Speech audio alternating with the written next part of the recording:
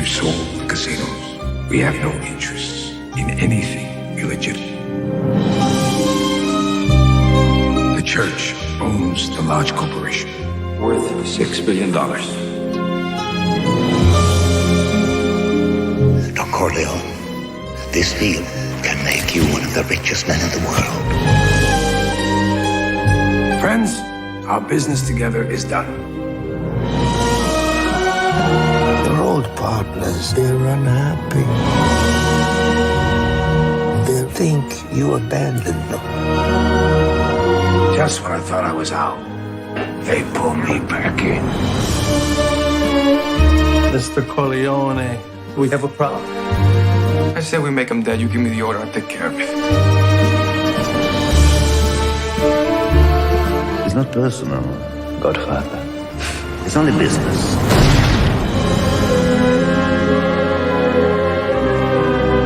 You're the only one left in this family with my father's strength. Call yourself Vincent Corleone. Our true enemy has not yet shown his face. When they come, they'll come at what you love.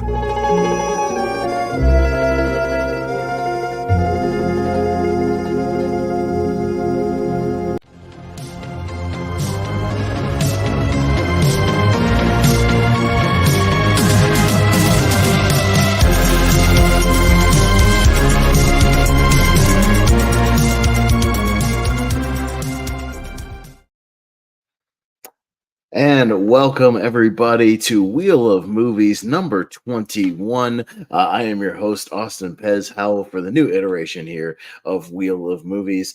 Richie might be along shortly, but I am not alone for right now. I've got a guy who's just as good as being a co-host as anybody else, Malcolm Lay. Malcolm Lay, how's it going? It's going good, and just looking forward to talking about this. Yeah, no, we're talking about tonight The Godfather Part 3, or as it's kind of now called, The Godfather Coda, The Death of Michael Corleone. If you watch the new version that was released just about 4 years ago in 2020, which I own the Blu-ray of, and it's also kind of the new cut that's included in the 4K box set, if you pick that up nowadays. But yeah, it's kind of a film that a lot of people have talked about over the years. Some people like it, some people don't like it as much. It's definitely divisive. But there are definitely things to talk about with it. So yeah, we're going to get into it and really talk about The Godfather. And Malcolm, you're here because you had it either on, I don't know, I couldn't remember if it's on your 128 or if you just put it as an alternate because you just wanted to talk about it. Give me a little background on that. Yeah, no, it's one that I put it on as an alternate because just was like, well, the first two in my one track is like, you know, I'll just throw the part 3 on as an alternate. I mean, just because it's one that either like gets a lot of hate, but it's like we'll get into it, but I don't think it's as bad as people say. I don't think it is either. I think there are things that, you know, some storytelling decisions I'm not all in on, you know, a few little wonky things here and there. But even this most recent time when I saw it, I still thought it was very watchable and still a solid, you know, sort of mob movie. So, you know, is it as good as the first two? Probably not. I don't think anybody would put, you know, this one above either of the other two. But yeah, I still kind of agree that I think overall it's still a pretty solid movie. But yeah, we'll get into it here in just a minute. But yeah, just a quick few little facts about the movie. When it was originally came out, it came on Christmas Day, 1990, December 25th of 1990. So it was a Christmas film and kind of, again, in sort of that Oscar season, at least over here. A budget of $54 million. It's a pretty high budget for a 1990 movie. Made about $136 million worldwide. So it did make a profit. It was profitable there. 7 Oscar nominations. So the movie still garnered a decent amount of Oscar praise. So it was nominated for Best Picture, Best Director, Best Actor in a Supporting Role for Andy Garcia. We'll talk about that. So, you know, if you think he's, you know, giving like an Oscar-worthy performance here, we'll talk about it. Best Art Direction, Best Cinematography, Film Editing, and Original Song. So still 7 Oscar nominations. Did not win anything, but again, 1990 was a heavy year. You had Goodfellas and Dances with Wolves that year, so both kind of vying for a lot of the big Oscars that year. But it was a double nomination year, as we've talked about, Malcolm, in a movie that we've seen on Tournament Fights recently for Dick Tracy. He was also nominated for Dick Tracy the same year for a supporting actor. So Al Pacino, at least picking up a double nomination. He'd go on to win it 2 years later for Son of a Woman, finally. So so he completed I believe his thing of I don't remember. He wasn't nominated for the first Godfather, I don't think, right? He was the one who got snubbed, I believe, for the first one, if I remember right, and then finally got nominated for the second one.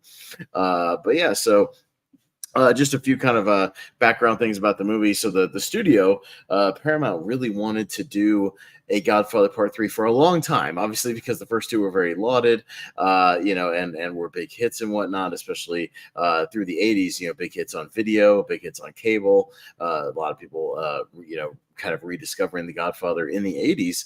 And the studio, even without Francis Ford Coppola, was wanting to do a Part 3. They had a bunch of different scripts in development, about a dozen or so, actually, once even Francis Ford Coppola came along and read some of them. They were going to even do it without him and find a new director.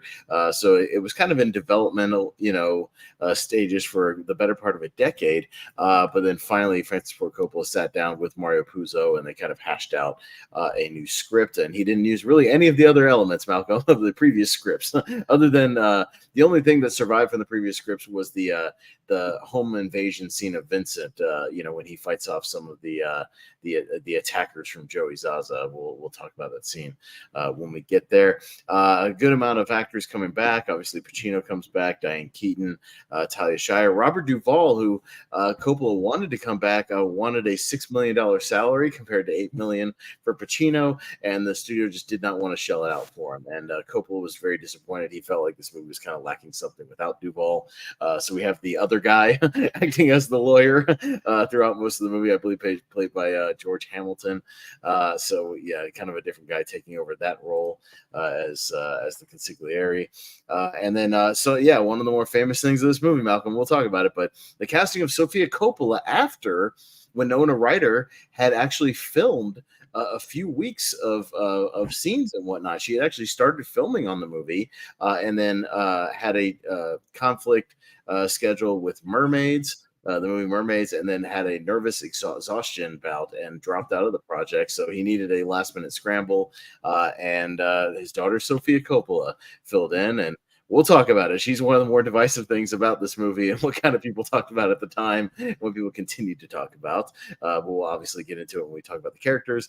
Andy Garcia was cast kind of last minute, just narrowly beating out Alec Baldwin. So we almost had Alec Baldwin as Vincent, which makes sense when you see how he looks at the end, Malcolm, with the slick back hair and everything. He looks a lot like how Alec Baldwin did, back in 1990 or so. So very, very similar in all of that. So yeah, we'll get into some other notes as we go. But what's your history with this movie, Malcolm? I know you love the first two. When was the first time you actually saw Part 3, and did you like it at the time?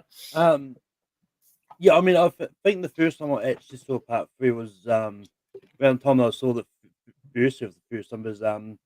Was I think I had to watch it for some show or something, so I couldn't find the menu, so I just but I saw that the box set of all three movies when they did the brought out the coda, and that's like, I'll just buy them and then watch. And there's just one of those ones like I think I watched them over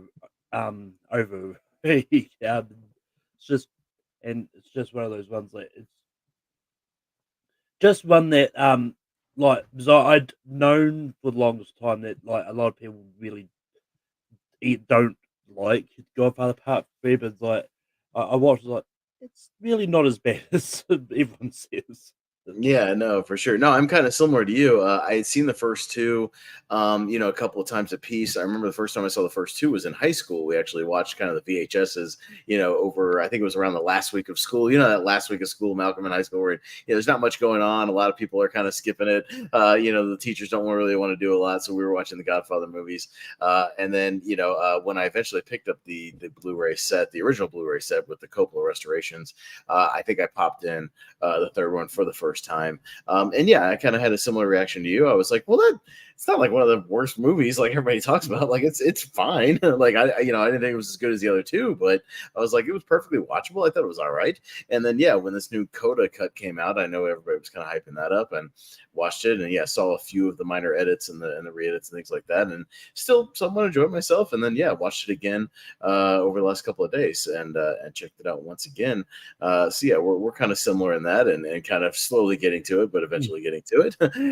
But yeah, let's kind of get into it and talk about a little bit of it. So the movie, one of the more striking things when I looked into it is that even though this movie's made in 1990, the movie says it's set in 1979, but it sure feels like a 1990 movie. I don't really feel the late 70s in this thing, as much as I feel the original Godfather, Malcolm is set in the 40s, and it feels like it's set in the 40s. It feels like sort of a World War II era movie, and even the second one feels like it's set in the 60s, that it still has that time period. But I don't know, does it feel like a 1979 movie for you? It kind of feels like a 1990 movie. They didn't do a whole lot to really recreate the time period.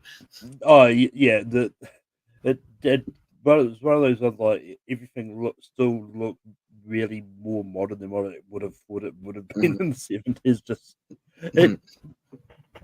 yeah. I mean, I get over it eventually, but like we'll talk about it. But especially the helicopter sequence feels like something out of a '90s action movie. We'll talk about it. It feels kind of a little out of place, even though it's a good scene. It feels a little out of place. But yeah, so and yeah, we catch up with Michael Corleone, and in the re-edited Coda cut, this is a scene. It opens up with the scene where he's meeting with the bishop. We'll see throughout the movie doing this sort of Vatican deal to get this Immobiliare multinational corporation, something I don't know exactly what the company does. It's some kind of multinational business real estate kind of company, but he's negotiating to give him $500 million. I did not know that Michael Corleone was worth $500 million, but he has quite a bit of money, and the Vatican is in need of a little bit of cash, so they're making this deal. And yeah, that scene, Malcolm, was originally in like the middle of the movie, but I think that Coppola's reasoning for it to moving it to the beginning was to really kind of sort of set the plot in motion so that the award he's getting at the dinner makes a little more sense, and all the foundation kind of stuff, and the restoring of, I guess, his name to saying that he's legitimate now, Malcolm. Yeah. So he's so we're getting this sort of more legitimate thing. He sold off the casinos. He sold off the he's not in the drugs and the prostitution, all the mob stuff. He wants to go kind of fully legitimate. So he's always kind of wanted to. And yeah, we make this deal, and we open just like a lot of the other two movies. We're open at like a party, a celebration, much like the other two. The first one opens with a wedding. Second one opens with that party, for Michael giving the money to the senator and whatnot. And we have this party, and we catch up with Talia Shire, who's in there. Diane Keaton shows up as after an invite, shows up with Vincent, who we find out that well, if you remember in the original Godfather, when Sonny was off at the wedding, let's just say banging one of the bridesmaids, if you remember that scene, Malcolm, when he's about to get in there, they made a baby. So, and speaking of babies, hey, what's up, Richie? Man, sorry I got waylaid. No, that's all good. We just kind of started digging into the movie a little bit, so we're still at the beginning. We're talking about the opening, the party scene, so we haven't gotten very far. But yeah, no, I was going to ask you real quick if you have a quick background on your history of this movie. We'll dig into that before we get too far into the movie. As far as when you first saw part 3, or if this was your first time or whatever. No, that's not the first time. It was like, but again, it's probably like watching the for the first time. It's probably the first time I've seen the Coda. Coda cut, yeah. Coda cut, because that was the only one that was on Stan.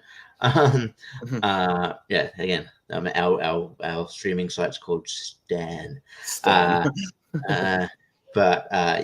saw the number 3 when I was probably maybe, I don't know, like 15, 16, like maybe mid to late teens sort of thing. It was when it was like, I was into like mob and gangster stuff. You know what you got? So so I mean, it was so I guess it was like watching it for the first time, because like I hadn't watched it much since then. I probably just watched the 1 and 2 mostly because they're better. But yeah, that's what everybody does. You watch 1 and 2, yeah. And but in saying that, as we'll get into it, I do think third gets unfairly be like, oh, that movie's shit. It's not shit. decent. It's just not. It's decent. It's just not as good as the first two, and it has some wonky things that as we've already talked about.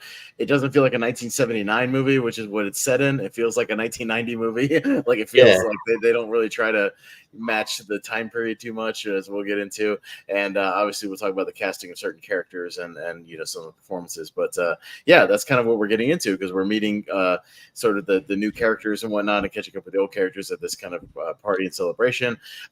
We meet Andy Garcia, who a lot of people probably know from the Ocean's 11 movies and whatnot, a few other things, but cast here, as we were just getting into, as Sonny's bastard son, the one he banged a bridesmaid in the first movie, and this is the product of it. And he has a kid that's is still related to Michael, but he kind of is not full, Italian and whatnot. I talked about it a little bit, Richie, in the opening trivia, how he fought with Alec Baldwin to get this role. And you can kind of see, he looks kind of like Baldwin at the end of the movie with the hair all slicked back and kind of like that. He looks like Baldwin a little bit. So he's going with that. So they went with somebody just a tad younger. What's everybody think about Andy Garcia in this movie as Vincent here? Malcolm, what do you think about Andy Garcia and his performance throughout the film? Yeah, I mean, I thought, I actually quite enjoyed his character. I don't know if he should necessarily be nominated for the Oscar. He got nominated for an Oscar for this role, which kind of shocked me when I looked it up. But I thought he was good. Sure. Richie, thoughts on Andy Garcia? I don't know if it's like, because obviously he, in the sort of the second act of the movie, he has more. In the third act, he has more of a presence, but I wouldn't really, I wouldn't say it's Oscar worthy. It's more Al Pacino's sort of, it's more, Michael Corleone's movie. But I like it. He fits here. I could see Alec Baldwin, but I think it was good casting. I think he was good. I think he pulled. He fit in with the family here. He hadn't. There was enough that he pulled off the charisma without just by being the presence. Just being the presence. And he wasn't like around this time. He wasn't like that. Wasn't really famous at all. I feel like Alec Baldwin was sort of more well known. I feel like sometimes you see people, and you just see that actor kind of thing. I don't know. So maybe Andy Garcia was the better role, but I wouldn't have minded either way. But but I think Andy Garcia does well here. Again, not Oscar worthy, but still pretty good. Yeah, no, and I was trying to see. So actually, Andy Garcia, even in this, just in life, is actually 2 years older than Alec Baldwin.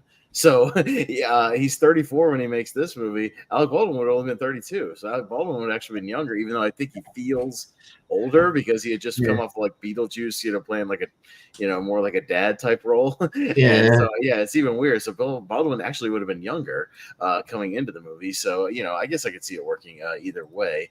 I think he brings, they talk about it, how he kind of has Sonny's, James Caan's is kind of more hot-headed, temper and whatnot. So I think he at least matches that energy as far as being the one to be like, no, let's go get this guy, or let's go do this, let's go do that. More of the braggadocious kind of, quick, quick, let's go quick to action instead of real, having like the calming presence. But I think it kind of bounces off Pacino, nicely enough, for the most part. Do you think that the balance between obviously, as you get old, I guess it makes sense a bit. I guess when you get more perspective once you get older and go, hey, I'm going to change my ways. But like the character of Michael Corleone between the end of 2 and the number 3, where he's like, I'm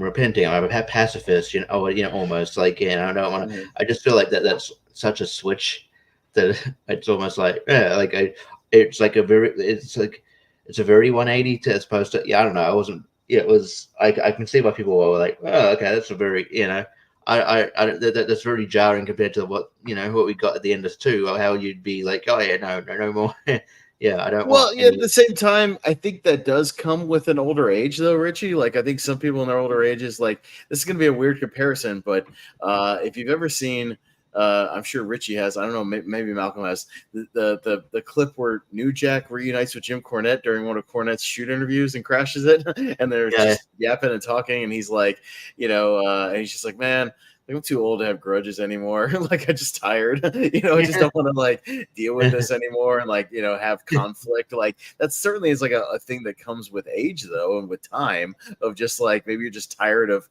fighting all the time and you just kind of want to just leave things behind and you're just over it. So I don't know if I guess especially that character. Yeah. Especially when he would get like riled up and getting into grudges, like it would flare up his like diabetes or whatever. Like, yeah. All of a sudden he has like this diabetes out of nowhere, and he's munching candy bars and drinking orange juice throughout the movie, and having diabetic attacks throughout the whole thing. But yeah, I mean, I still think Pacino himself, like we can talk about a little bit. I still think his performance is good, and his is one where he was. We talked about Richie. He got a double nomination this year for Dick Tracy and Godfather 3, one for supporting, one for lead. They're two very different performances, obviously. But I still think he's good in this movie. I still think he has a lot of really good, moments and whatnot. Malcolm, what do you think about just Pacino though, and this older Michael, and like how it fits in with the movie? Do you buy into it, or are you kind of or not so much? I mean. It's one of those ones like there's bits and pieces I can buy it into. I mean, I can't I don't know if I can necessarily buy the diabetes coming out of nowhere, but I can sort of buy like his like getting too old to like hold grudges and all this, especially when you've grown up in this kind of family as well. So yeah. Well, and when you don't have much family left, and literally it comes into play when they're like, okay, everybody kind of knows you killed Fredo at this point, and and I think he is actually at this point in his life remorseful for that. Like, I really do think he actually is, and he misses him at this point and realizes he probably made a mistake in that moment, going through with that. The one I don't buy as much is the stuff later on with him and Kay, with him and Diane Keaton almost having this mini rom-com for like 15 minutes, with them like going shopping and like bouncing around, like, especially with her. I mean, I buy her animosity at the beginning of the movie when she's like, I showed up here for the family, for their son, like I showed up for, what's his name? The son, God, what's the son's name?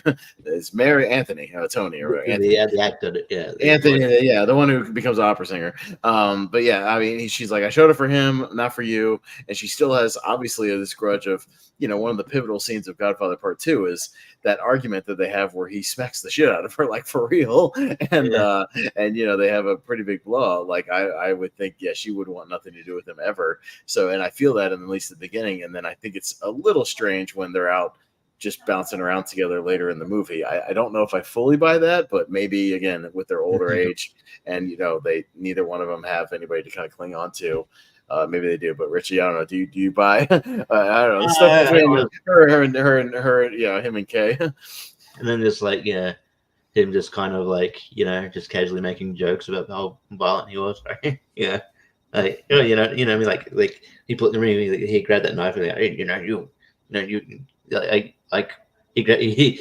playfully grabbed a knife, put it to his like throat or something, and said like, oh no, you'll give me my food or something. It was just like, it was very, very, it became a very playful energy type thing where I'm like, oh, okay, this is very jarring it out of like nowhere when like, I think that, I don't know, like this, I was worried, when I initially watched it, I'm like, no, please don't do a thing where you get back, like this whole thing where you get back together, or you kind of, or with, is this female and amount you gotta tease the romantic connection in some way, even though we've already established that went away. So yeah, I don't know. It could have done without. I think that the scene at the start kind of firmly established where they're at, and he can be remorseful, and that's fine, and that they could reach an understanding, but they didn't really have to kind of tease getting back together. which I thought that was Yeah, no, I fully buy that. Like, yeah, she might hang around throughout the movie just for Anthony's sake and the fact that they just got things involving the kids. Like, I get that, and yeah, they could have a peace between them. But yeah, them getting back together, I don't know if if I'm fully on that. Yeah, but him more asking for forgiveness and things like that, I'm fine with that. But yeah, Malcolm, what do you think about their back and forth through the movie, and do you buy it at the end where they're kind of almost getting back together? Yeah, like I don't necessarily buy them getting back together. Like I can buy them. Maybe they've still got feelings back in the back of the head and all that, but it's like, it's one of those ones. Like especially with everything they've gone through, I don't know if they'd ever get back together. I don't think I'd buy that kind of. Yeah, I mean, she literally like aborted his baby behind his back, and he was steaming mad about that. And then they had this big blow up, and it's a pretty big part of part two. But yeah, well, it works. Parts of it work, and then we get to kind of the most contentious part of this movie, at least back then and still to now. We get to Sophia Coppola as Mary, as grown up Mary, and as I started touching on Richie with Malcolm, it was Winona Ryder had already shot at least about 2 weeks or so worth of stuff. She had started to, and then she had a scheduling conflict and had a bout of nervous exhaustion and had to back out of the movie. So they needed a last minute replacement. And we get Sophia Coppola, we get Francis' daughter in the movie. Weirdly, another Beetlejuice connection because she was also in Beetlejuice like Alec Baldwin. Yeah, exactly. So we got two like Beetlejuice actors, showing up. I couldn't find if Gina Davis was supposed to be in this movie at all. I don't think so, or Michael Keaton or any of those people. But Winona Ryder. I mean, I think she kind of would have been pretty perfectly cast. Like I could definitely see her in this movie, doing her thing. I mean, I think it adds to more of just the weird scenes when it's Vincent and her as first cousins hooking up, and again, it feels a little odd, and it wasn't the first movie I watched this week where there was a cousin thing, because today I watched with my girl. She had never seen The Wolf of Wall Street, and Jonah Hill's Donnie character married his cousin in that movie too. Oh yeah. So this is 2 movies where we have some cousin love here. But my big thing with Sophia is she's doing this like kind of facial expression the whole time, Richie, where she's got kind of this like lip curl thing, where she's kind of that curl to the side thing, like she kind of half smile, half grin thing she's doing like most of the time, and tilting her head to the side. It's more like a perturbed teenager Mean Girls thing, as opposed to the facial expression doesn't really fit like a crime like drama. Oh my god, like I don't know, just doesn't fit the narrative of like a being in a crime like drama. I don't know. It's very weird. It's just like it was a very like clueless, bratty kind of facial expression the whole time. But it was very weird. And obviously, goes without saying her line delivery. But her line delivery.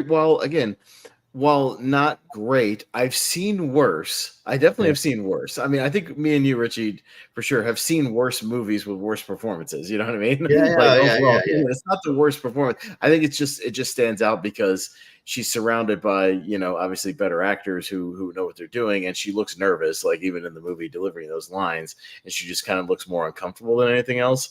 Like she did get kind of thrown into it, which she did. But I don't think she's in the movie enough to like ruin the movie, because she really only has like a couple of scenes. Like I don't think she's in the movie. If you tallied up all of her screen time where she's delivering lines, it can't be more than like 20 minutes of this movie. It's not that much.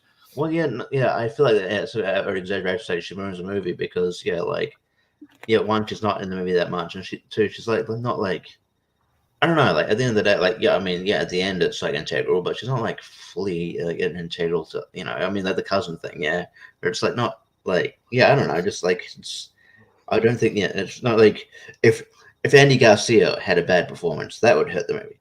Well, that would hurt the movie. Yeah, he's like a central part of the plot and a central part of the thing. And his subplot with her, sure, it comes into a little bit of the thing that they have of like, well, I'll make you the Don, but you can't be with, you can't be with Mary in order to do that, because there's like a conflict there. Obviously she plays into the ending, which we'll get to, but I don't think she's just that integral to the movie where I think she ruins it. But Malcolm, if you're ready. Yeah, we're talking about Sofia Coppola, so get your thoughts in. And what do you think of her performance? And does she hurt the movie? Is she kind of indifferent? And you're muted, so just make sure you mute yourself. So yeah, no, she definitely didn't hurt the movie. Like, I mean, I thought her performance was just fine. Like, I don't think it was that horrendous, but like like not that I'm saying it was good either. But it's just one of those ones, like, she's one of those characters that didn't really do a lot for the plot anyway. So it's like she was ultimately like fine. Like, yeah. yeah, because I mean, no, the only real scene she has, like, in the first half of this movie, is just the one or two scenes sit down she has with Vincent when they're kind of doing their meet cute stuff and the sexy pasta making. Let's cook. let's cook scene, yes, where they're doing that, and then really she kind of disappears for a while. Like, she doesn't have a ton to do, till really later, till really get closer to the opera. Like, she does a speech at the start of the film. It's like an introduction. It's about it, like, when they're at that like what that the party but that's about, like, so she's not given a lot to do. I feel like that'd be like, I mean, this is a weird comparison because she's not, like, bad in the movie, but it'd be like saying, just for a recent example, it'd be like saying Katie O'Brien ruined the movie of Twisters. Like, well, even if she was bad, she wouldn't ruin the movie. She's barely in the movie. She's not there. Not given much to do. So. Yeah. And then the one other person we haven't really talked about much is Talia Shire, who definitely kind of has more of a powerful presence in this movie. I mean, she's kind of ordering, things around. She orders the hit of Joey Zaza. Well, I mean, we got to talk about Joe Mantegna in a minute, but she has more of kind of a commanding role in this movie, which is, again, it's kind of a turnaround from part 2, where she's kind of Michael's sort of telling her what to do and telling her to stay home with the kids and whatnot, but she's almost feels like she's kind of wearing the pants of the family, if you will. But what do you guys think about Talia Shire in this one and her kind of change of character a little bit? I'll let you go first, Mark. I'm here to guess. Yeah. It's one of those ones, like, I don't really have that much of opinion. Like, I thought she's like, well, yeah, it was a little bit of a departure from the way she normally is, but like, I don't like. I thought it was fine. Yeah, Richie. Yeah, it was a bit of a departure, but I thought she was really good. I thought, I don't know. I thought maybe, I thought potentially they were, like, obviously they didn't do much with the series, like with the franchise outside of third one for a while, but like I thought maybe they were going to set up like a spin-off with her character. I don't know. But which I wouldn't have minded. Like, I thought she was really good, and I wanted to see sort of where I was intrigued by her kind of switch, and I wanted to kind of them to dig in more, and that was sort of like the one where it was like, that I think she was one of the highlights, actually. So and then we get kind of a new, a couple of new antagonists, one kind of right off the bat, and then one we find out about later. We get Joe Mantegna as Joey Zaza, who is kind of this guy we find out who took over, the Corleone kind of Little Italy territory, in New York, and is kind of running that now. The same place we see Don Fanucci in the flashbacks in part 2, kind of running that area, even with the similar kind of parade that we see later in the movie, where he gets assassinated in part 2 by De Niro. It's kind of obviously a flashback when he gets taken out, during that same parade, that same celebration and whatnot. Mantegna, I think, kind of brings, again, he feels like he's more in a night. That's the thing that I think ties it to, like, it feels more like a 1990 movie than a 79. I think he kind of feels a little out of place and definitely feels like more of a modern, antagonist. it feels like he was like, oh yeah, I'm gonna like, even though it hadn't been made yet, it feels like, yeah, cool, I'm gonna audition for the Goodfellas or something, you know? I don't Yeah, know. right. Yeah, he feels like he's ripped out of Goodfellas more than a Godfather movie a little bit. Yeah, even the name of like Joey Zaza feels like a Goodfellas name more than a Godfather name. But yeah, I just still think he's all right in his role. You know, of being this kind of just bitter little asshole who kind of is running things. And yeah, he's sort of the reason we kick off kind of the plot where he's got a problem with Vincent and he's sort of deciding how to deal with it, and he's kind of playing the field to see if Mike's going to get involved. He tries to put a hit out on Vincent, and we see that Vincent can hold his own. He fights off a couple of home invaders, and he ends up getting the advantage and finding out that Joey did it, and sort of plays the reporter that he's with that night, kind of against the intruders and whatnot, and holds his own, and that he at least is kind of he's going to be kind of a decent muscle to have around. But what do you guys think of that sort of home invasion scene, kind of establishing Vincent as a guy that can at least hold his own against these mobsters and whatnot? With Bridget Fonda, who's really hot. Yeah, no, and she would obviously go on to do a lot of things in the 90s and then really break out as well. Being a white female, yeah, she was very hot in this movie. I'm just like, oh yeah. Lake Placid, which is a favorite in the community. But I she's in Jackie Brown as well. Speaking of Robert De Niro, she has sex with Robert De Niro briefly in that movie. I thought it was great. Just establishing him as like you had to establish him as like a guy you don't want to you don't want to mess with. So yeah, I thought it was really good, really effective. Sort of establishes himself as like a powerful guy, but also kind of a bit of a dude that kind of goes into business for himself in a way, because like obviously after that happening, Michael wasn't that happy about the the outcome, even though it's like one you could one was self-defense, the other one he just shot him. He's just like, I'm just done with these guys in general. I'm not going to let them walk away from this. I'm just going to take them out. Anyways. I guess sit down. I'm just going to talk. Who do you who sent you? Joey Zaza. Okay, bang. All right, good. So was that I thought I recognized that dude who got shot last week. I thought that was like Luis Guzman at first, but I don't think it wasn't Guzman, but it's another Hispanic actor who looked familiar, like I've seen in other movies. And because I had the same thought. But I think his name is his name is Rick Aviles, I believe, or Aviles. It says he's literally billed as there's Mask Number 1 and Mask Number 2. But he's in Ghost the same year. He's one of the henchmen kind of running around in Ghost. So he's in that, and then he's in Carlito's Way. He's in Waterworld. Also stars Luis Guzman. So he's kind of he's got that Guzman kind of thing going, but he didn't work for a long time because he unfortunately passed away in 1995. But he was also a stand-up comedian, so he worked for a little while, started kind of building up some movies, and then passed away, unfortunately. So I recognize that. No, he's definitely been in some other stuff. But any thoughts real quick, Malcolm, on Vincent here and kind of the it's really kind of the kickoff to the plot is this sort of attempted hit on him.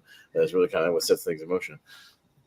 Yeah, no, I think this this opening home invasion scene, it did what it needed to, which was just kind of show Vincent as this like someone who could survive, like hold his own against it. It kind of reminds me of the home invasion scene from the new Bad Boys movie, which I can't remember which character it was, where that one just pretty much holds his own against all these the invaders as well. Yeah, the kid. Yeah. But yeah, it's the scene. Like I think it was a really great scene. I enjoyed it. So yeah. Yeah, totally. And it kind of leads directly kind of the next big sequence we get to is because, we sort of established that. They know that Zaz is involved. But, Michael's still trying to sort of still, maybe get away with it and pull Vincent out of it, and try not to get him to go any further. And he's still trying to break away. So, we've heard that he's kind of sold off his casinos and whatnot. And we get this meeting that gets arranged, and he's giving everybody kind of their shares of their investments. And then Zaza feels he's kind of been shorted a little bit for the stuff he's running. And then conveniently, again, something's coming because he conveniently kind of leaves the scene. And then another character we'll talk about, Don Altabello, played by the great Eli Wallach from The Good, the Bad, and the Ugly, kind of, runs after him, to make up, and conveniently so, again, gets out of there right a few minutes beforehand. But yeah, we get the scene that I think is the scene that really makes this one stand out as more of a 90s movie than a movie set in 1979, is we get this, action scene of this helicopter raid. Yeah, which is this, them just, hailing down bullets, through the ceiling with machine guns. And it feels like something out of, Last Action Hero or something like that. It feels like this wild action scene that kind of feels out of place at a God. Not that it's a bad scene. It just kind of feels a little out of place for a Godfather movie. It feels like it should be in more of a modern gangster movie or something. Especially because there was a bit of comedy in there. There was the one kind of dude who was like, "I got to get my lucky coat. I got to get my lucky coat." And then he gets shot. Yeah, bang, bang, bang, bang, bang. Yeah, it's a little shame. Malcolm, what are your thoughts on this kind of helicopter action sequence where they take out all these dudes pretty much in one shot? Yeah, I mean, it's definitely, as you said, like, it was definitely really out of place for the time period it's supposed to be set in. And going back to something we talked about earlier, I mean, I think even the fact that Michael's worth $1 billion is probably a little bit out of place for in the 1970s money as well. Yeah. But this helicopter action scene, I think it was a good scene. Like, it's just one of those ones that it was just really it just seemed really out of place for the 70s. Yeah, but even in the scene again, Vincent is able to get Michael out of there and kind of protect him a little bit, and then I think Michael that's when he really takes him under his wing as sort of his right hand dude. He's able to kind of give him a safety, and then after that we get the thing where he kind of goes into a diabetic shock and whatnot, has a little diabetic attack. I think they call it like a diabetic stroke or something, right? Like that he has kind of. I'd get it if they just explained it like, it's like a heart condition brought on by stress. I'm like, okay, but then I was like, he just randomly had diabetes. I don't know. Anyway. Well, and even then, if you needed something to say that he was in the hospital, during this retaliation, couldn't you say you just got shot maybe once during that scene? Like not that he had to die, but he could have gotten shot once, and maybe he's just hospitalized because of the gunshot, something like that. And then, so he's kind of out of the picture for the next, couple of scenes, which I'd be fine with. But that is the scene where we get the kind of famous line to come out of this movie. Every time I try to get out, they pull me back in, which is still a great line. Again, I think the lines in this movie and the dialogue is still really good. And the performances and whatnot. Pacino's still good in that scene. Yeah, I think like I guess it was, if you didn't need, I guess that you wouldn't have the iconic line, or you might have the iconic line, you had to speak delivered in a hospital bed, I guess, and it's like, I need revenge. But yeah, I think that kind of him rolled up is makes that scene. But I don't know. It's the diabetes thing out of nowhere kind of is a bit weird. And then so like and then we'll get to it flares up, and he's just like asking the Pope, like, "Hey, do you have like a candy?" You have a candy bar? Yeah, it was weird. Yeah, he's talking to like this bishop guy in the Vatican, and he's like, "Quick, I need like a candy bar or something." Just kind of orange juice, and then he just randomly gets him like a chocolate bar. I'm like, okay, you just got a stash on. Well, we have our tray of orange juice and chocolate bars for anybody who wants one that comes to visit the Vatican. It's plausible, I guess. But yeah, and then kind of the next big pivotal scene is while he's kind of resting in the hospital, we find out that Talia Shire kind of gives the order for Vincent to gives the go ahead for him to kind of retaliate against Zaza. And much like in Godfather 2, with Don Fanucci, we get this hit during this parade where they kind of disguise themselves as cops, and then they take out a few of the guys, and he shoots them up at this parade and takes out Zaza. So, I mean, we really kind of take out one of the primary antagonists pretty quickly in the movie, and obviously the rest of it is finding out that, he wasn't a big enough dog to really order everything and order that big hit. kid. We got to find out who the real, guys behind it is. But Richie, how about this scene where they take out Joe Montana? He doesn't last very long in the movie, but he's yeah. I was surprised. I thought he would last. I mean, initially, I thought he'd last a lot longer because they initially set him up as like the big bad that would be the anti, but I mean, another dog didn't like. Someone doesn't like him. Wasn't a fan of Criminal Minds apparently. But no. Well, he had to get out to go make Searching for Bobby Fischer and a couple other movies. He had other priorities. But I like the scene. And you got Vincent in like police uniform on a horse, like, hey, how are you, Joey? So I was like, I thought that was cool, but I was just kind of shocked that it was like this soon as the film, but I actually thought it was an effective scene overall. And it was kind of one of the more memorable things in the film. So Malcolm, thoughts on that? The hit of Zaza here? I was also surprised about how quick Joe Montana was taken out, but it's but it's also one of those ones that I don't think he needed to be in there for too long either. Because I think he did what he needed to do, and that it was Joe Montana had to go and start recording for The Simpsons too. So Fat Tony. Fat Tony, there you go. And he's out of the movie. We kind of shift things really from there to we go over to Sicily for a good chunk of the rest of the movie. We're kind of handling some business over there. We're dealing with a little bit again, trying to find out kind of who ordered the hit. That it kind of had to be somebody a little more powerful. So Mike kind of hatches this plan for Vincent to go to Eli Wallach and kind of maybe get in with him a little bit to kind of find out who's really kind of the thing behind it. Also, we find out it's this guy Don Lucchese, kind of working with Don Antebello, and they're the ones kind of really trying to take out the Corleone family sort of once and for all.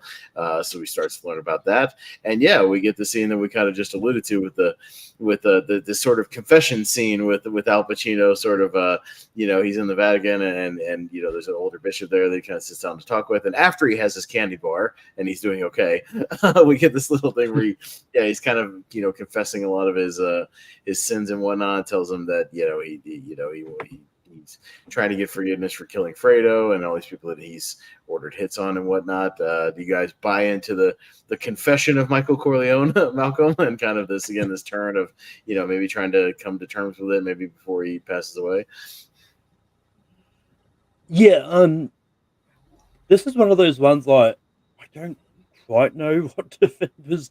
On one hand, I can buy sort of Michael wanted to confess his sins before he dies and that, and get it all off his chest. But also on the other hand, it just also seems really out of place at the same time. Mm-hmm. Yeah, Richie.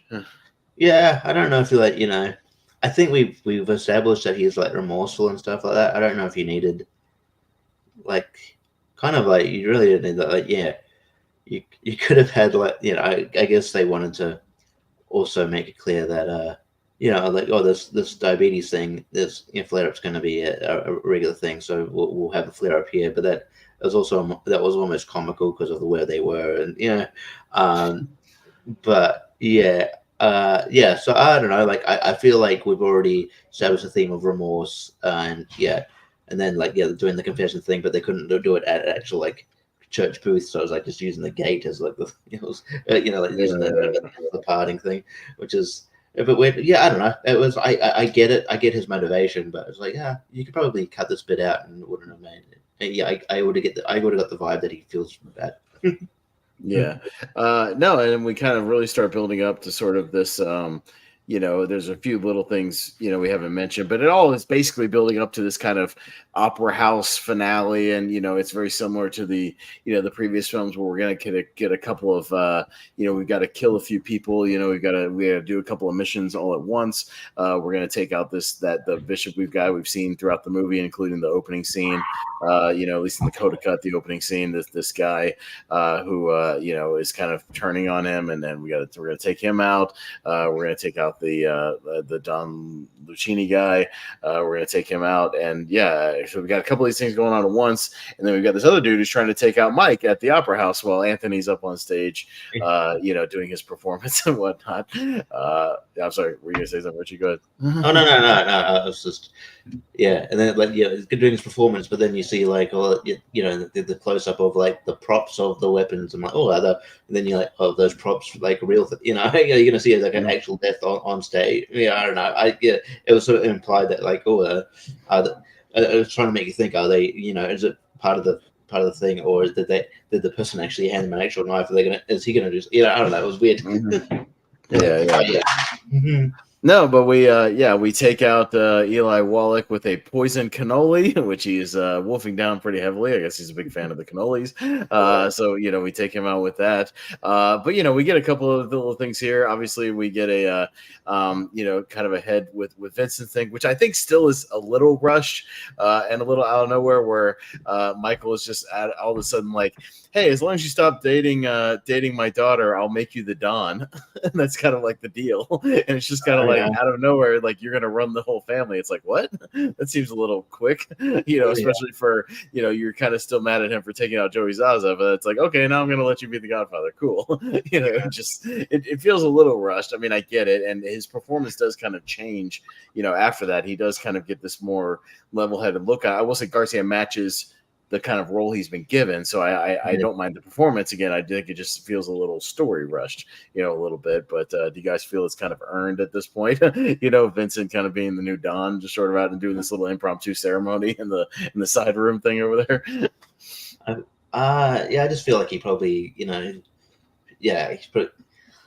should have done more to earn the trust. But I guess Michael's so desperate to get out that he was just like, yeah, sure, but and again, like trying to, but like with Vinny, who's like really only just sort of, come on this, I know he's gotten to know him over the duration, but like he's really only just come on the scene. So like to make that sort of, what seems like a kind of a big decision based on just this like one condition, it's kind of I don't know, it does seem a bit rushed. Yeah, Malcolm, is it earned here?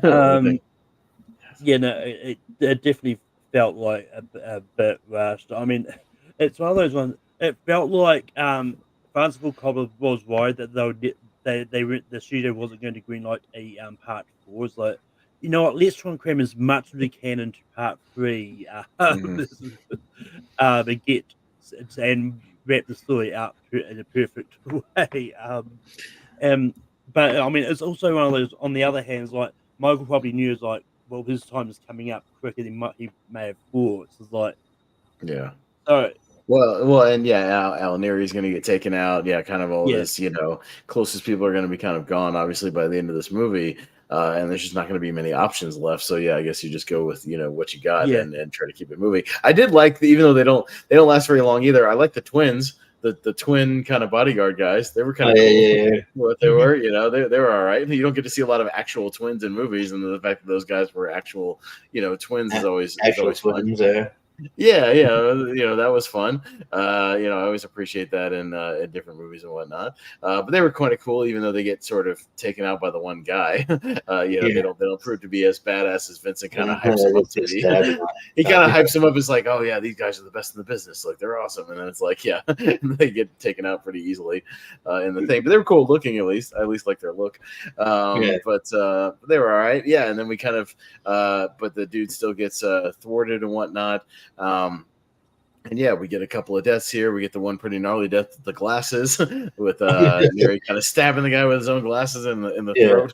It's like, don't worry, he's clean. And just stabs him with the glasses. He just stabs him with his blown glasses. Yeah, that was pretty good. They shoot the bishop. He kind of falls down the stairwell there, and we kind of get everything comes to a head. This opera, and the assassin guy, goes for goes for his one last chance. He didn't get to shoot him in the booth, in their box seat, but he takes a shot at him on the stairs, and he nicks Mike, but then he hits Mary, and Mary goes down and takes a shot pretty much right to the heart, and she dies. So Sophia Coppola is, if you didn't like her in the movie, well, she don't make it to the end of the movie, so I guess that's at least something. But yeah, I mean, all of his he one more death in the family that he's kind of wrapped up in. But it kind of is another thing that sort of comes out of nowhere. But I still think Pacino's performance, is pretty good when he's kind of dealing with it at the moment and crying over it. I still think it's good. But Malcolm, what do you think of this whole finale here on the stairs and what happens to Mary?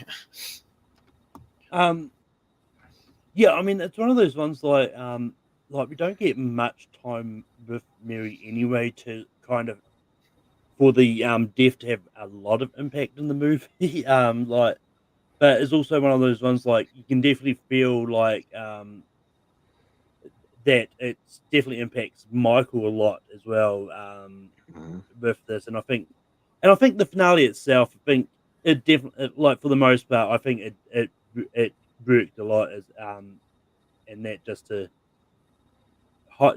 show that the one last death in the family like that kind of affects Michael. So yeah, Richie. Yeah, I think it's effective, and then his reaction to it, like he can't, again, like he's established that he's got to, again, like with the diabetes things, establish he's going to maintain his sort of stress levels for his health, but obviously you see your daughter get murdered in front of you, you're going to be inconsolable, and then I think he portrayed that really well, and I think it was like a very gut-wrenching scene, even though you don't see Mary that much in the movie all up, but yeah, and then I guess it's sort of left open-ended as to whether, because he's sort of having an attack with it seems like he's having an attack for the diabetes because of how stressed he was, so you don't know, like I don't know, it seemed like he was upset, but he also was having in the midst of that was bringing on something, and then it sort of just kind of ended. Yeah, no, I mean, so Mary dies, and it kind of all comes to a head and falls apart, and then we just kind of get this big time jump, really, and there's a little bit of a montage, where you see a little bit of the past with kind of Mary and Apollonia and Kay, and then we kind of just jump, and he's just sitting in that courtyard kind of by himself. And in the initial theatrical cut, you see him actually fall over in the chair, and you see his actual death. But in this new Coda cut, you just get this like quote on the screen where it says, Cecilia never forgets, that sort of thing. But really, if you'd stayed on it a little bit, in the original cut, he just falls over dead pretty much by himself right there. And that's the idea, is that I think the original idea was, he is truly alone when he dies. He's just all by himself, much like how in Godfather 2, he's kind of sitting by himself after he has Fredo hit. But I know it's kind of a little bit of an abrupt ending because we just kind of jump to it and then that's it. The movie's over. But I don't know. What does the guy do for you, Richie? Yeah, I mean, I get the kind of the symbolism, like he had all his family. Also the Donna. It's like not just because it's called Code of the Death of Michael Corleone, so it's not just the death of the literal death of him. It's the death of his sort of empire, I guess, and him being kind of the empire he run as he knew it, and him being alone. I think it's good sort of symbolism in that way. It is sort of. It can be a bit random, but what I meant by open-ended before is like, I don't know, you didn't know at the time. It was like, oh, what is he? He's gonna, like with the diabetes things, like, oh, wait, what is he gonna survive this with the shock? But obviously later on, he dies just by himself, old age. It almost feels like it's like anticlimactic just from the life that he led. It's like it's like when that Tom Hardy movie Capone, where it's just like. The whole movie is just him being old. It's like, oh, okay, that's you think you've got in a blaze of glory, but no, he's just got dementia. He's just old. But I still think it like kind of works in some respects. Yeah, Malcolm, when you think about the ending here, and I guess kind of the death of Michael Corleone a little bit. I think this is the ending. Works a lot. It just just especially just showing that he's alone at the end of all this, and in one hand, like I think it works better with the in the Coda cut. Not that I've seen the ending of the theatrical cut, but I think the Coda cut ending, I think it works a little bit more just because, like, just because they call it the death of Michael Corleone, so we don't need. I don't think we needed to see the actual like him falling over dead. So I think it worked in that regards, and especially with that quote, like Sicily never forgets and all that. So I think it shows that people are going to remember Michael regardless of all the stuff he's done over the years. So. Yeah. Yeah, and that's kind of it. And yeah, I mean, again, it's an interesting movie. I know we've kind of nitpicked a lot of the stuff and talked about the story, but again, I want to emphasize I didn't hate like my rewatch. Like I still think it's a breezy movie to watch, and it still has a decent story to it. I still think it moves, like it's got a decent pace to it. Still some beautiful cinematography throughout the thing, some good character work again, especially by Pacino. I still think he's given a very good performance. Andy Garcia's kind of arc is at least interesting. To see him kind of develop through the movie and to see where, how Talia Shire does and whatnot. And yeah, there's story beats that don't work. Diane Keaton in the back half, doing this little mini, almost getting back together with Mike. I don't know if that fully works. And yeah, so Sophia Coppola's not great, but I don't think she ruins the movie overall, like kills the movie. Mean, yeah. I think that's a little ridiculous. I mean, yeah, you got to think of circumstances. You know what I mean? He had to. It was like a last minute thing. He had to think of somebody. Yeah, and she became a successful director. So hey, good for her. Yeah, no, I mean, she pivoted from acting to directing, and she's had a ton of success, and she's been nominated for Oscars, and she's doing all right for herself. I think she ended up okay. She did perfectly fine, and she's had a good career, on herself. I think we've even talked about Malcolm doing that sort of family director thing. We talked about doing Francis and Sofia Coppola versus Ridley and Tony Scott. Kind of or even Ivan and Jason Reitman doing like a father and son, father and daughter thing or something like that. Oh yeah, we talked about doing Ridley versus Tony, but yeah, you could do a father son, father daughter thing with the Reitmans versus the Coppolas, and I think that could be a fun tournament. To see all them and all have all their movies. But let's go around. We've hit our hour mark, so let's kind of get your final thoughts on Godfather 3, and is it as bad as people say, or is it not as bad as people say, or is it perfectly watchable? Malcolm, you're our guest tonight, so yeah, what are kind of your overall thoughts and how it worked for you on this rewatch? Yeah, no, I've thought is well, it's not as good as the first two in this trilogy. It's still a pretty good movie, and despite the nitpicks, I still have a lot of fun with it. Like, I have it at 4 out of 5 stars, so I think it's a lot of fun. So, yeah, Richie. Yeah, I just think that if the problem is like you compare this movie to two of the best movies of all time, I feel like it's got a lot to live up to. The bar is way up here, almost off the charts. Yeah, and live up to. Had those movies just been good crime gangster movies, it's like the third one would be okay, it's a good movie. But yeah, so I think that's just too heavy expectations laid on its shoulders. I think it has its problems, but I think it's a solid movie. It's not nowhere near as bad as people say it is. I think while Sofia Coppola's not great, she's not in it enough to ruin the movie. I think there's but you get there's a bit of scenes here that don't need to be in there, like obviously maybe potentially the confession scene, and also the Diane Keaton where it kind of almost delves off briefly into like a before midnight, before sunset, sort of Julie Delpy, Ethan Hawke kind of thing. But beyond that, it's a good film. I really like it. I saw some people say that the pacing is tedious. I thought the pacing, I thought the 2.5 hours was kind of flew by for me. So that's just me. And so I really enjoyed it. I'd probably give it like 3.5. Yeah, no, I'm kind of right there, Richie. Yeah, I still think it's a pretty solid watch. Yeah, I thought the pacing was fine. Like, I think once the movie gets going, I thought the pacing was perfectly fine. I mean, I honestly was shocked at how quickly we get to that opera scene at the end. And I was like, oh, we're already kind of at this, sort of 20-minute, finale thing. I was like, okay, yeah, we're already here. You're like, it goes by fairly quickly. Yeah, I still think there's solid performances. And yeah, there's some really good standout scenes that are very, very good. It's just, yeah, you're trying to compare it to Godfather and Godfather 2. Yeah, it's a huge bar to set. And I don't blame Coppola for not really wanting to do it, but almost being kind of pressured to do it and crank something out. I mean, I get it. But, I still don't think it's like an abomination or anything like that. Like, I think it's a perfectly fine little movie.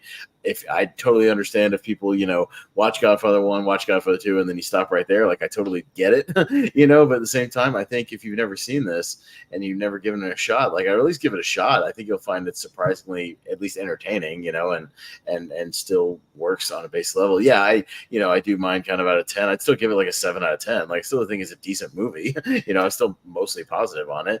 And yeah, I've seen it 3 or 4 times and I've never regretted watching it. Once. Yeah, we know. I gave it a 7 out of 10. I know it's not as good. I get it. But so yeah, you're lucky to get a 7 out of 10 at least. But yeah, so we'll kind of wrap it up for there, and we'll start wrapping up this episode. Well, Malcolm, thank you for being our guest tonight for me and Richie's Wheel of Movies here. Where can the people find you? What you got going on Rankum? Just quickly, it'll be funny if this ends up being the Godfather movie Jordan Anderson. He said something earlier where he said this might be his favorite out of the other ones. I don't know. I don't think he's seen it yet, but he thinks he will like it better than the first.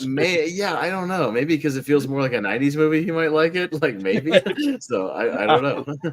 But anyway, you can find me on Haven Productions hosting Rankum every Sunday. This week we're doing Chinatown Movies, which he was going to be there.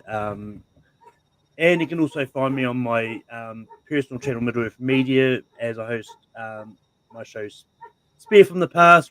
I'll have John Marr on to talk about WCW Slamboree 93. And I pop up here and there. I'll be there tomorrow for the same title movie tournament fights.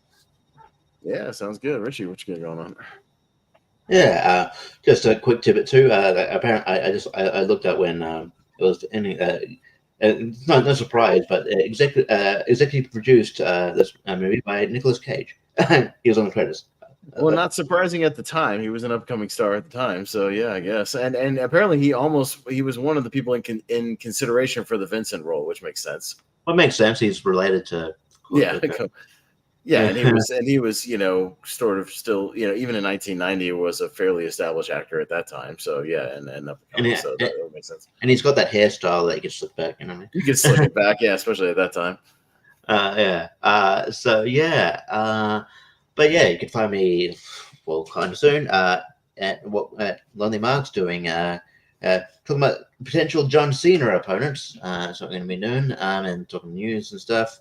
And then I was on the Malcolm's last episode of Spear from the Past with JPO talking WrestleMania 1. Check that out. Tournament fights, tier ranker. I am. Jordan said you might need someone for tournament fights on tomorrow, but I don't know if you can consult you. But yeah, there you go. I don't know if he consulted you. He might have already added you to the group, but we're only going to have 5 people anyways, because Malcolm and I have a hard out like 2.5 hours into the show. So that's fine. That's fine. I don't mind. Yeah, and I think there's going to be some. Malcolm will probably test this. Some of those ones are way going to be lesser known than the more well-known ones. So there'll probably be some quick, move that through, move this through, sort of thing. So it'll be all right. It would be. That's fair enough. That's fine. And Rankin, like Malcolm said. I'm interested to see as Zach brings up America, the motion picture, where it's called, because. Yeah, I don't like your chances, Zach, of making that through, but you could give it a shot. But yeah, other than that, just find me around in other trivia's places. All right. Yeah, sounds good. And yeah, you can find me mostly on the Movie Hero Network. Yeah, I half run the Movie Hero Network Facebook group where everybody kind of posts all their different shows and whatnot, including I'm sure I'll put a link out. I had it wrong the other week. I apologize, but the Roast of Henry Confidential is tomorrow night at midnight, and I apologize. I was a little ahead on that one. But yeah, that'll be over on Live Confidential Action. I'll share that out. I'm on the dais for roasting him, so we'll see how that goes right after tournament fights. And yeah, I'll be hosting tournament fights tomorrow night. Jordan Anderson will not be there. We'll just have a panel of 5, and it'll be a quick show. Yeah, movies with the same title. So your Deadpool and the Deadpool, the Avengers, as we talked about, Malcolm, from 1998 with Sean Connery versus Marvel's The Avengers, et cetera, those sort of things. So we'll be talking a handful of those. And yeah, you can mostly find us here. And as far as our next outing on Wheel of Movies, please, I don't like celebrity deaths. Stop dying. We had another one. Bob Newhart passed away today. So please, yeah, I don't like celebrities dying. That's no good. Yeah, we're doing Elf. Yeah, we're gonna do Elf. Yeah, I don't know. I don't want to because I don't like Elf. So I don't like Elf either. yeah, we're not gonna do the Elf. But rest in peace, Bob Newhart. He was more of a TV guy, anyways, than a movie guy. He just kind of happens to be an Elf for like 15 minutes. No, so we're not gonna do he's not prominent enough to where we gotta immediately do Elf for Bob. No, we're not gonna do that. But we are doing, unfortunately, 2 episodes the next couple weeks that will be tribute episodes. So next week, same time, same channel, we'll find a horror fan in the community, and yeah, we're going to talk about The Shining for rest in peace Shelley Duvall, who was another one that was unfairly maligned at the time. Even got a Razzie nomination for her performance, and was horribly undeserved because she's good in that movie, and we'll talk about it. But yeah, we'll talk about Shelley Duvall while we talk about The Shining next week, and either the week after that or 2 weeks after that, yeah, we will talk about Shannon Doherty, who unfortunately passed away of cancer as well, and we will do a movie that's on several people's 128. We'll talk about Mallrats, the Kevin Smith movie, because she has a pretty prominent part in Mallrats. So yeah, we'll talk about that as well. So that's kind of what we got coming up. I promise we'll spin the wheel again at some point. I know we put off this as long as people stop dying. If people would stop dying, we will get back to the wheel. But we feel like we at least need to pay tribute to some of these people, especially if they have a movie on the big wheel of movies, one that we can kind of honor them with, much like we did with Donald Sutherland for Body Snatchers.